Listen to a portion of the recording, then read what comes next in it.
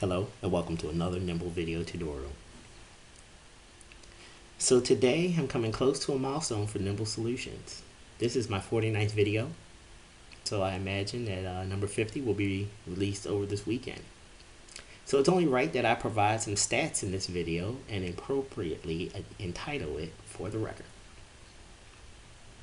A friend and I were talking this week and comparing the JavaScript landscape, and we both came to an agreement there are a lot of big egos in the web development world.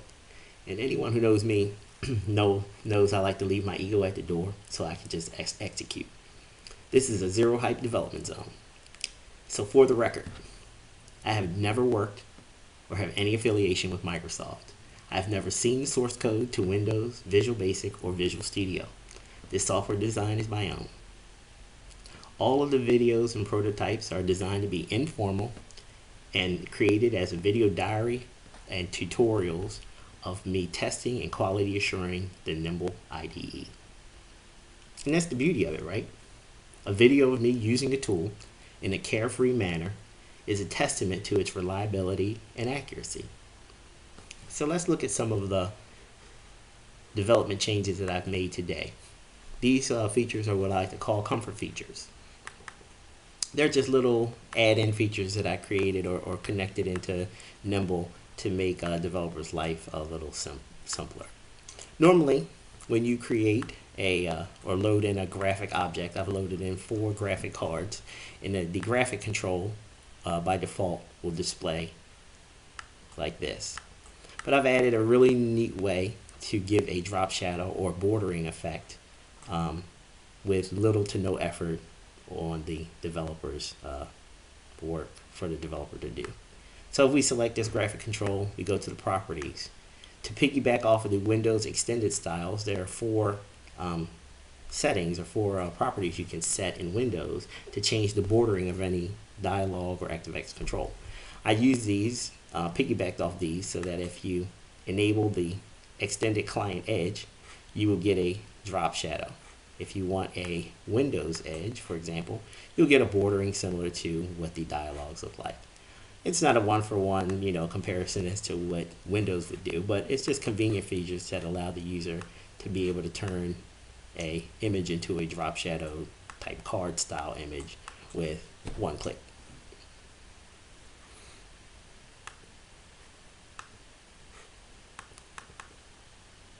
I was also making sure and verifying that the ability to set min and max values on a dialog were working appropriately. A dialog generally is a series of components. It's not just one element. So if I turn on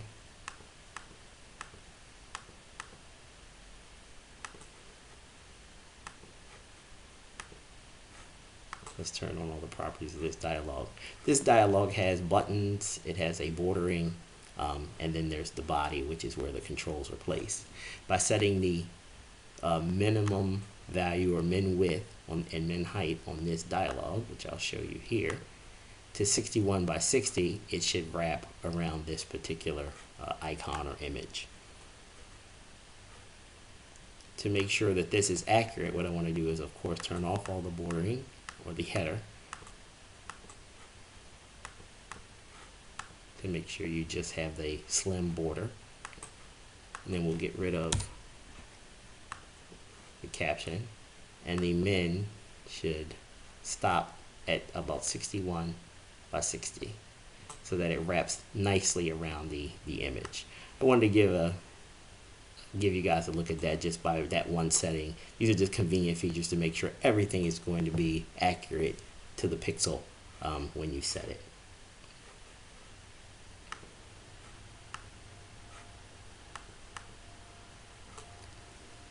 This convenient feature has been in Nimble since the beginning. I don't really debut it or talk about it much, but it's a really powerful feature. It has to do with how components are designed at the HTML level, the ID referencing for each element in the control, and how they can be referenced when setting properties or styles.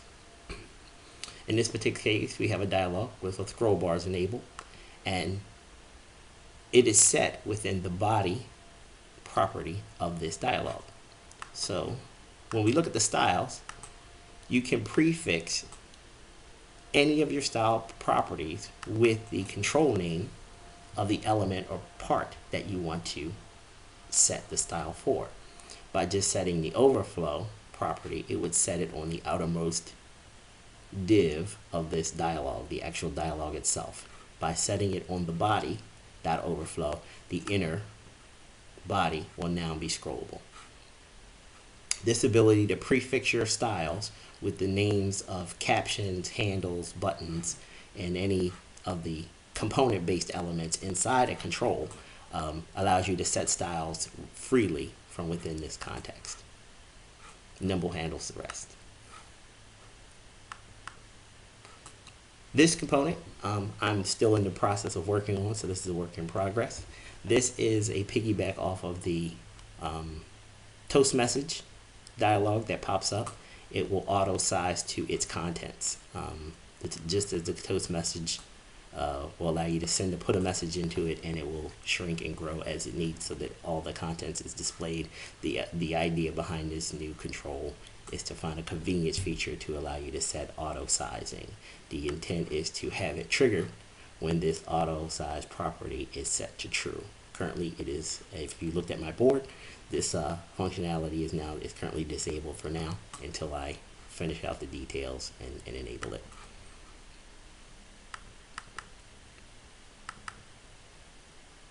And last but not least, the palette.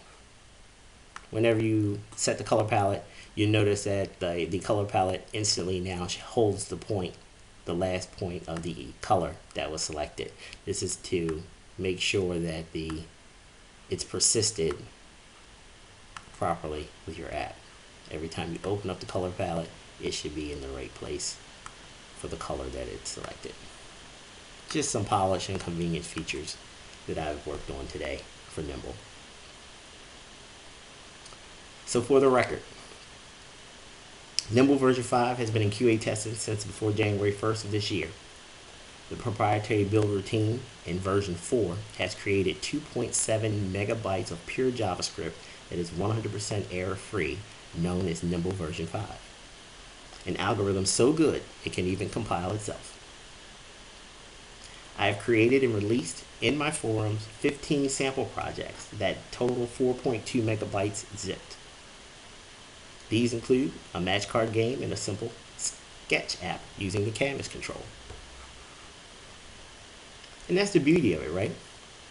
While I'm seeing an increasing number of views for each video I release, I'm having, even starting to get emails from colleagues on how well the Nimble IDE is looking and how amazing a job I've done. But the truly amazing part is NimbleJS. The kernel and operating system and framework behind the scenes has really been forgotten. See, frameworks like Angular and React are constantly at the forefront of your development effort. NimbleJS is the backbone of this project, but its syntax is simply controlled by an API layer. I can change it and make the entire platform run under a jQuery-like syntax. NimbleJS is a totally independent project in itself. And any seasoned developer knows that when you can write code that is so stable that you forgot that it exists, that's the moment you've created something really special. So for all the developers with big egos, I can only say, anonymity is the epitome of stability. And with that, I thank you for watching.